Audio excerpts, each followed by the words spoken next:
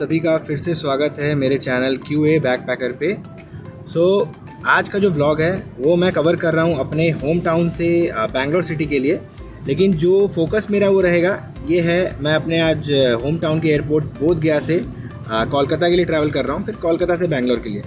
I will focus on गया airport and गया airport के अंदर क्या क्या फैसिलिटीज़ हैं, गया एयरपोर्ट का एम्बियंस कैसा है, वहाँ से कौन कौन सी कनेक्टिविटी है, कौन कौन से फ़्लाइट्स मिलते हैं और वहाँ से कैसा एक्सपीरियंस रहता है टेक ऑफ का, मैं वो शेयर करूँगा। एंड उसके बाद once I will reach Kolkata में कैसे हम कनेक्टिंग फ़्लाइट लेते हैं वहाँ से, एंड वहाँ का लाउंज कैसा है जो हम लोग एक्सेस करने वाले हैं। So this all things I will try to cover. So बने रहिए व्लॉग में, we will travel together.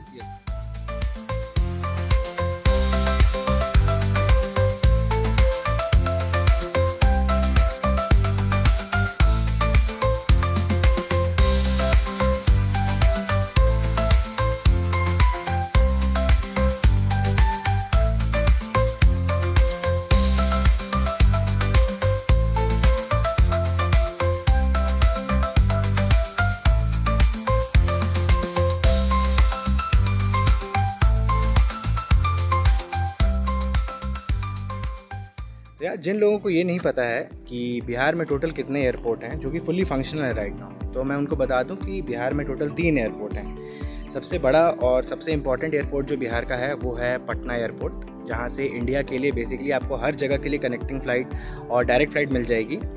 Second number पे जो आता है वो ये एयरपोर्ट है जहाँ पे अभी हम खड़े हैं, जो कि गया एयरपोर्ट है, गया इंटरनेशनल एयरपोर्ट। और तीसरा है जो दरभंगा है। और भी बहुत सारे एयरपोर्ट्स हैं जो आने के प्लान में हैं, बट अभी जो फुल्ली फंक्शनल है राइट नाउ वो बिहार से 3 ही एयरपोर्ट हैं, पटना, गया और एक दरभंगा। और आपको ये जान के अच्छा लगेगा कि पूरे बिहार में जितने भी एयरपोर्ट हैं उनमें से इकलौता एक गया ही है जो इंटरनेशनल एयरपोर्ट है। सीजनली यहाँ से 3 कंट्रीज़ के लिए फ़्लाइट चलती हैं। सबसे पहला आपका थाईलैंड है, दूसरा भूटान और तीसरा है आपका म्यांमार। इन तीनों के लिए आपकी जो कनेक्टिंग फ़्लाइट यहाँ से एक ड्रक एयर चलती है, थाई एयर एशिया है और एक भूटान एयरलाइंस है। और भी कुछ ना कुछ कनेक्टिंग फ़्लाइट्स आते रहते हैं सीजनली, बिकॉज ये जो बोध गया है ये बेसिकली बौद्ध धर्म की नगरी है, यहाँ से बौद्ध धर्म की स्थापना हुई है।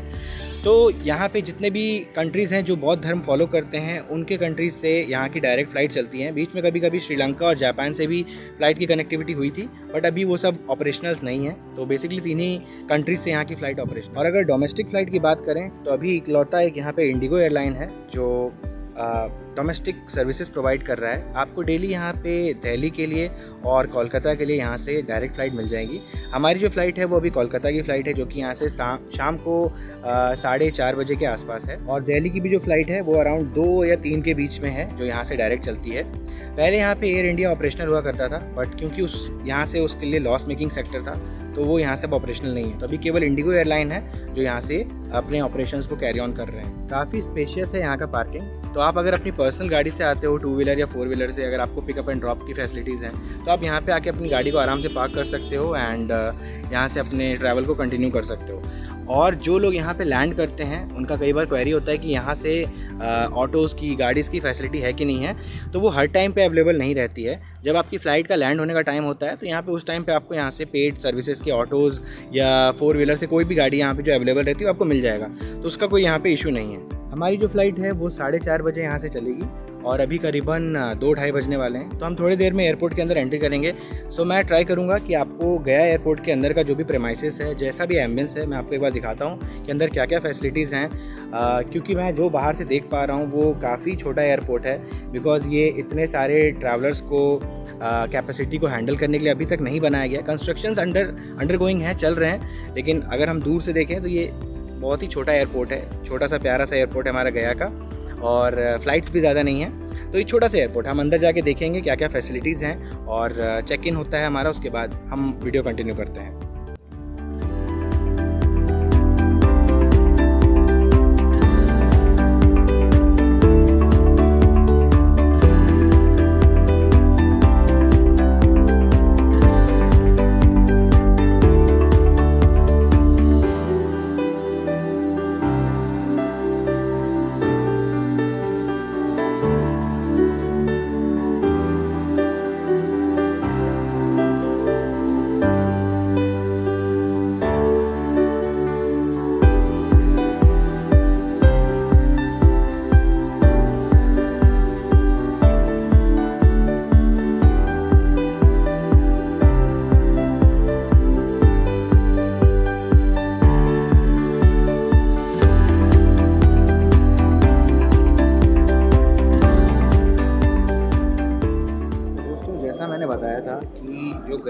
एयरपोर्ट है वो काफ़ी ही छोटा एयरपोर्ट है, इसलिए यहाँ पे जब आप बोर्डिंग करते हो तो आपको ज़्यादा टाइम नहीं लगता है। मेरा जो ओवरऑल प्रोसीजर था वो आधे घंटे के अंदर पूरा हो गया।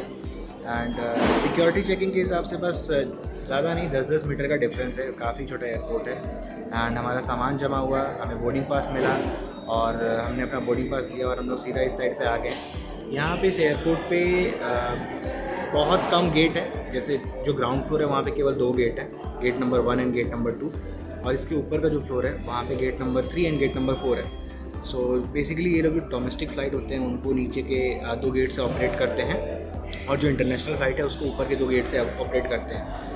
क्योंकि यहाँ पे पैसेंजर्स का ज़्यादा आना जाना नहीं है, तो यहाँ पे फूड फैसिलिटी भी है वो बहुत ही कम है, लिमिटेड है। मतलब आपको 2-3 स्नैक बार मिल जाएंगे जैसे आप पीछे देख पा रहे हो, और वॉशरूम्स की फैसिलिटीज़ हैं नॉर्मल जो होती हैं, और डिस्प्ले बोर्ड भी काफ़ी है। ओवरऑल अगर मैं बोलूँ तो एक छोटा सा प्यारा सा अपना एयरपोर्ट है, और बड़ी बात ये है कि ये एक इंटरनेशनल एयरपोर्ट है। तो ये एयरपोर्ट भले ही दिखने में छोटा हो, बट ये इतना केपेबल है कि ये यहाँ से इमिग्रेशन और जो भी इंटरनेशनल फ़्लाइट में जो प्रोसीजर्स होते हैं उन सबको हैंडल करने के लिए केपेबल है। पटना एयरपोर्ट की भी एक यही बात थी, वो पहले इंटरनेशनल एयरपोर्ट घोषित किया गया था, बट बाद में वहाँ पे क्योंकि इमिग्रेशन और जो भी प्रोसीजर्स होते हैं उन सबको करने के लिए वो केपेबल नहीं रहा बाद में, तो इसलिए उस एयरपोर्ट से अभी आपको इंटरनेशनल फ़्लाइट्स नहीं मिलेंगे। बट अभी जो हमारा गया एयरपोर्ट है यहाँ से आपको इंटरनेशनल फ़्लाइट्स की सर्विसेज अभी भी मिलती है।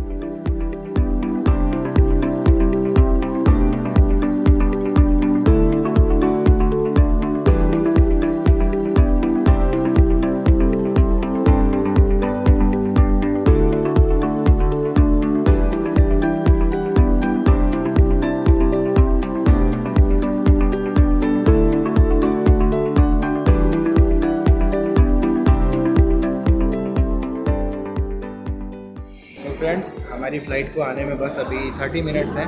हमारी फ़्लाइट की जो बोर्डिंग है वो अराउंड 3:45 पे है, और अभी लगभग आधे घंटे और बचे हैं। सो हमारी फ़्लाइट बस आने वाली है, and we are all waiting. देखो बेसिकली दोस्तों, जो हमारी फ़्लाइट है वो गया से कोलकाता जाएगी, वो बेसिकली सबसे पहले दिल्ली से गया आती है। तो उस फ़्लाइट का नंबर है 6E2448, एंड वो भी मैंने मैप पे चेक किया, वो अप्रॉक्सीमेटली अराउंड आधे घंटे में गया यहाँ एयरपोर्ट पे पहुँच जाएगी। सो आजकल काफ़ी इजी हो गया, किसी भी फ़्लाइट को ट्रैक कर सकते हो कि आपकी फ़्लाइट कहाँ पे एग्जैक्टली मैप पे आप देख सकते हो। सो उसके लिए मैं भी ये वाला एप्लीकेशन यूज़ करता हूँ। एंड हमारी फ़्लाइट का जो बोर्डिंग टाइम है वो भी अप्रॉक्सीमेटली आधे घंटे के बाद स्टार्ट होगा। So it makes sense, like flight यहाँ पहले लैंड होगी, फिर हम उसी फ्लाइट से यहाँ पे उस फ्लाइट का नंबर चेंज हो जाएगा, and that flight will be change to 6157। तो दोस्तों हमारी फ़्लाइट लैंड कर चुकी है, एंड बोर्डिंग स्टार्ट ऑलरेडी हो चुका है। सो सिर्फ हमें जो सीट मिली है वो सबसे पीछे की सीट मिली है। सो हम सबसे लास्ट में जाने का हमने डिसाइड किया है। एंड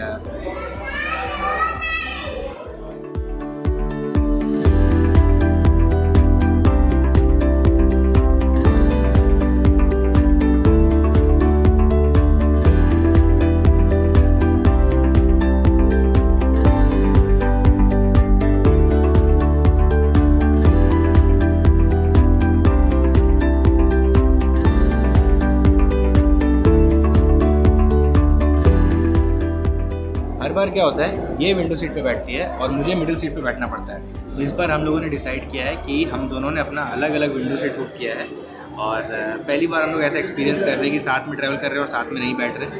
बट ठीक है, गया एयरपोर्ट से एक तरीके से मैं भी पहली बार फ्लाइट ले रहा हूँ। मैंने लैंड 2 बार किया यहाँ पर, बट मैंने फ़्लाइट कभी यहाँ से ली नहीं। सो एक अलग एक्सपीरियंस है। और जनरली जो फ़्लाइट है यहाँ से कोलकाता का जो फ़्लाइट टाइम है वो 45 से 50 मिनट्स का है।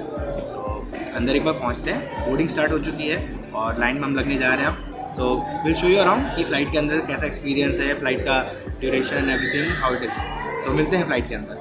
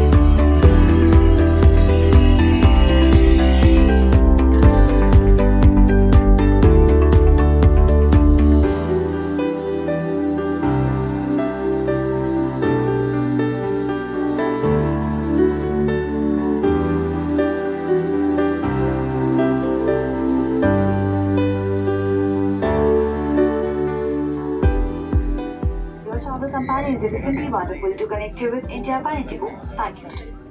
To demonstration, please. आप अपनी कुर्सी पर बैठे रहें और ऑक्सीजन का प्रवाह शुरू करने के लिए ऐसे अपनी ओर खींचें और नाक और मुंह ढककर सांस लेते रहें। दूसरों की सहायता करने से पहले अपना मास्क सही तरीके से पहनिए। इस विमान में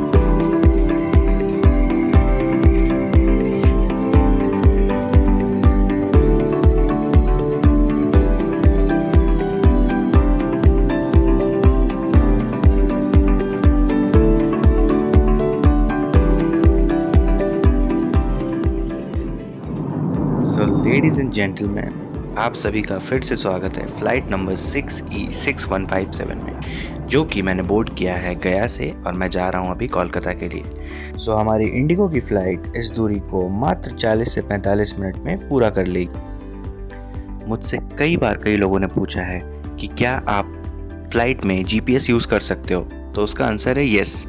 कभी कभी क्या होता है कि फ़्लाइट में GPS सिग्नल्स आ जाते हैं, जिसकी वजह से आपके मोबाइल में आपका लोकेशन ट्रैक हो सकता है एंड उस फीचर को आप यूज़ करके अपने मोबाइल में आप अपने डिवाइस की स्पीड निकाल सकते हो कि आप किस स्पीड पर ट्रैवल कर रहे हो। तो मैंने भी यहाँ पे इस एप्लीकेशन को यूज़ किया है एंड आप देख के चौंक जाओगे कि राइट नाउ इस समय हम लोग more than 850 kilometres per hour की स्पीड से ट्रैवल कर रहे हैं। सो अगले 10 से 15 मिनट में हमारी फ़्लाइट लैंड करेगी नेताजी सुभाष चंद्र बोस इंटरनेशनल हवाई अड्डे पे। तब तक के लिए मेरे साथ कुर्सी की पेटियां बांध लें और विंडो सीट से अच्छे अच्छे नज़ारों के मज़े लें। तो अब आपसे अगली मुलाकात होगी कोलकाता एयरपोर्ट पे। तब तक के लिए stay tuned to the channel. Thank you.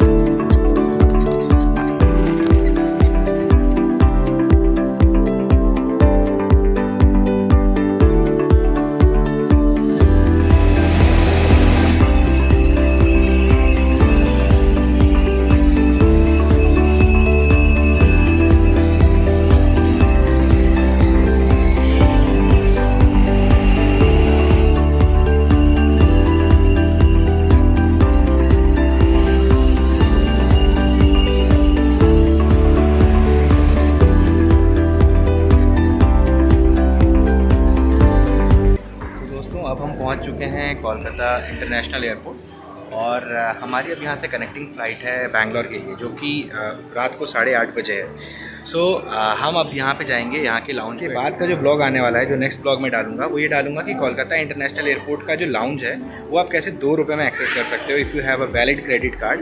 And उसके ऊपर ये आगे वाली वीडियो होगी।